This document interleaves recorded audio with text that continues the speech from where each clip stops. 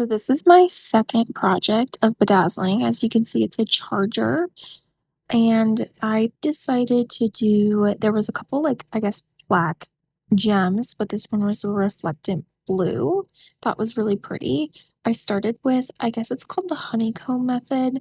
The first thing I bedazzled was actually a lip gloss cake lid. So it was a lot smaller than this.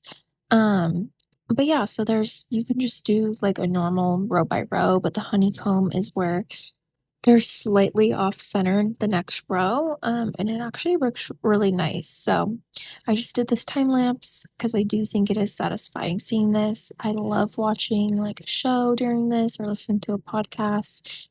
Obviously, it keeps me off my phone, so it gives me something to keep my hands busy. And I have been just using the, I guess, pencil, if you will. There's other tools. I haven't tried those quite yet, but this was quite easy and fun for, I guess, said beginner like myself. Um, Towards the end, I noticed I had to kind of wipe off the pencil a little bit because sometimes the glue would spread a little bit on it and then stick on the gem, and then the gem wouldn't come off. You might see that a couple times throughout this video. It happened a little bit later in the process just because I was doing so much. But it's also nice too is that you can do as much or as little as you want in a session and come back and finish it. I decided to do like, I would say probably half or three-fourths of it. And then the next day I came back and did it.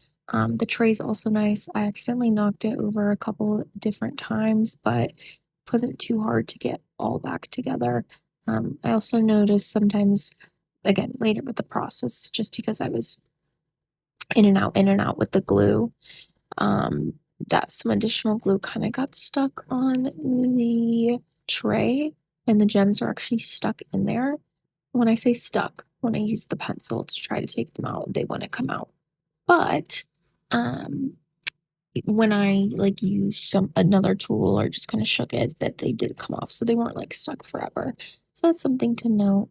Um, but yeah, I had a really good time doing this. I actually really liked how it turned out as well too.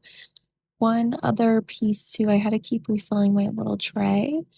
For this specific gem kit, this almost, I would say like 90% or 85% took up this specific color for this one little square. There are two full trays, so if I did have like a second one or this was a lot bigger, I would be able to tap into that second, I guess, tray of gems of the same color. But this hopefully gives you kind of a rough idea. It's maybe something a little bit bigger you could gem, all within one little tray pocket. Again, it's nice that this kit does come with two, so that if you were to do a bigger project where you need a specific color or a lot more of a specific color, that you could re-up. But there's a lot of color varieties, and if worse come to worse, like I could always just use another similar color. Just as I mentioned, there were multiple blacks, like black with no reflective or more of a silver reflective, and then there was one that was like a multicolor, which I think would have blended nice.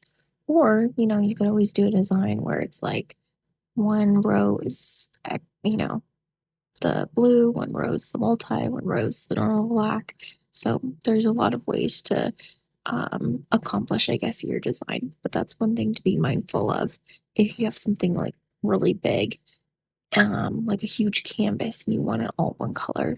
I would either see if you can do multiple color variations, like multiple yellows, multiple pinks, or you might want to order something that just has that specific color so you don't run out.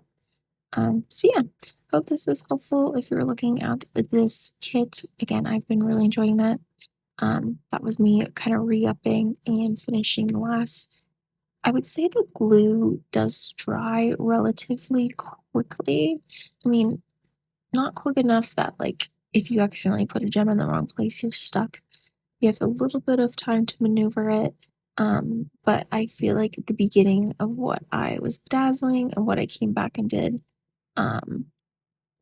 like was already dry. as you move on and move on. So it really doesn't take a crazy amount of time. I probably will just let it dry overnight so it's 100% cured. I don't even think it needs that long, but um I don't know, just to kind of let it sit and do its thing, and hopefully none of them come off. But so far, it's been so good.